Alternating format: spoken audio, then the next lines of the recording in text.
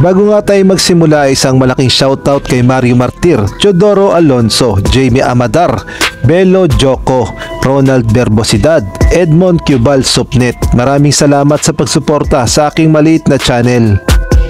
At nais ko na rin ipromote ang aking Pinoy Viral Sports membership. Kung inyo nga nakita ang join, maaari nyo nga yung pindutin. At once na nagpa-member kayo sa akin, ay automatic kayo sa mga future benefits at gain na rin sa mga shoutout. Update muna nga tayo para sa ating Gilas Pilipinas 3x3 Men's Basketball na naglaro na nga para sa kanilang unang laban sa FIBA Asia Cup 3x3. Marami naman ang nagtatanong bakit daw hindi mga PBA player o mga Gilas player ang pinadala ng SBP. At kung atin yung titignan ng lineup, hindi naman sa minamaliit natin, mukhang hindi talaga ganun ka-solid ang lineup na pinadala ng SBP sa Singapore, dahil ang mga pinadala nga ay sila Joseph Sodoripa, Ruben Saldoa, Yuten Andrada at ito nga ang si Christopher Exemeliano. Kaya naman sa kanilang ang unang laban kontra sa Australia, expected na tinambakan talaga sila ng Australia dito sa final score na 13-21. Samantalang sa pangalawang laban naman kontra naman dito sa Japan ay hindi rin umubra ang Pilipinas at natapos nga ang laban. Tambak din sa final score na 22-12. Kaya naman ang Pilipinas Men's 3x3 Basketball ay eliminated na nga dito sa FIBA Asia Cup 3x3. Ngunit meron pa naman tayong pag-asa para nga dito sa 3x3 sa FIBA Asia Cup, dahil ang ating Gilas Pilipinas Women ay patuloy na namamayagpag sa kanilang kampanya, dahil ang ating Gilas Pilipinas Women nga ay wala pang talo. Simula nga first day ng kanilang laban ay hindi pa nga natatalo ang Gilas Pilipinas. At ang maganda pa nga dyan ay halos tinatambakan nila ang kanilang mga nakakalaban. Sa ngayon nga ang kanilang record ay 5-0 na at wala pa nga makatalo sa kanila, at hindi rin naman pipitsugin ang kanilang mga nakalaban. Sadyang napakasolid at napakaganda lang talaga ng ipinakitang kanilang team chemistry, at kaya na rin yung mga tira nila sa labas, mga tira sa loob ay sadyang nagpapapasok. Kaya naman ang resulta nga, ang Gilas Pilipinas Women ay pasok na nga sa semifinals ng FIBA 3x3 Asia Cup. Samantalang atin naman pag-usapan ang dating import ng San Miguel Beermen sa Governor's Cup na si Benny Boatwright.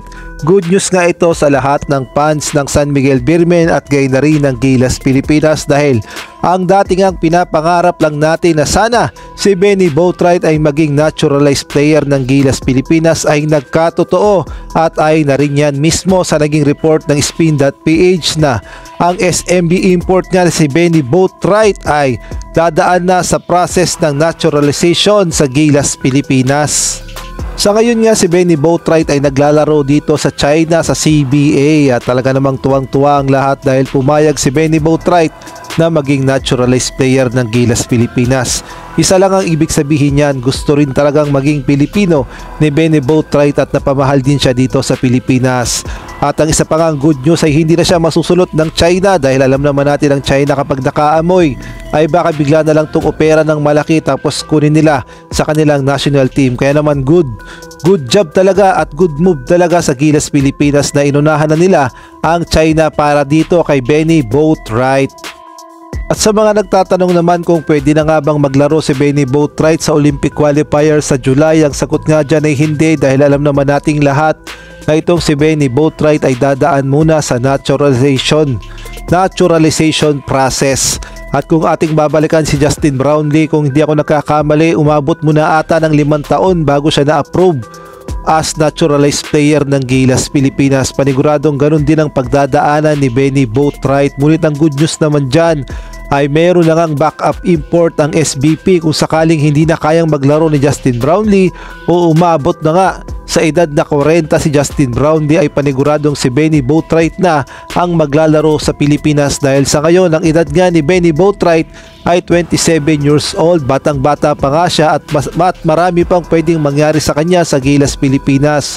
At ito nga si Benny Boatwright ay walang 100% qualified naman sa Pilipinas o sa Gilas Pilipinas, dahil itong si Benny Boatwright ay may height, may tira sa labas, may tira sa loob, at napakaganda ng kanyang court vision, at paniguradong swak na swak siya sa sistema ni Coach Tim Cone para sa Gilas Pilipinas. Kaya naman abang-abang na lang tayo. Malay natin yung SBP ay kumilo sa Senado at biglang pabilisin ang naturalization ni Benny Boatwright at malay natin pwede din siyang maglaro sa Olympic qualifiers o kaya naman sa FIBA Asia Cup. At sa mga nagtatanong din kung pwede nga bang magsabay-sabay sa Gilas Pilipinas si Jordan Clarkson, Angelo Kwame, Justin Brownlee at itong si Benny Boatwright. Well, ang sagot nga dyan ay didepende nga sa kanilang sasalihang kompetisyon. Kung halimbawa sa Jones Cup ay pwede nga magsabay-sabay si Jordan Clarkson, Justin Brownlee, Angelo Kwame at eto nga si Benny Boatwright. At kaya na rin sa SEA Games ay pwede nga rin silang magsabay-sabay at kahit nga sa Asian Games ay pwede rin silang magsabay-sabay. Silang apat, didepende nga yan sa SBP kung gagamitin nga silang apat ay pwede naman. Ang hindi nga lang sila pwedeng pagsabay-sabayin ay kagaya na lamang sa FIBA Asia Cup dahil alam naman natin na isang naturalized player lang ang ginagamit sa FIBA Asia Cup. At sa Olympic qualifiers naman o sa Olympics mismo ay depende pa rin dahil hindi ko masyadong alam ang rules ng Olympics.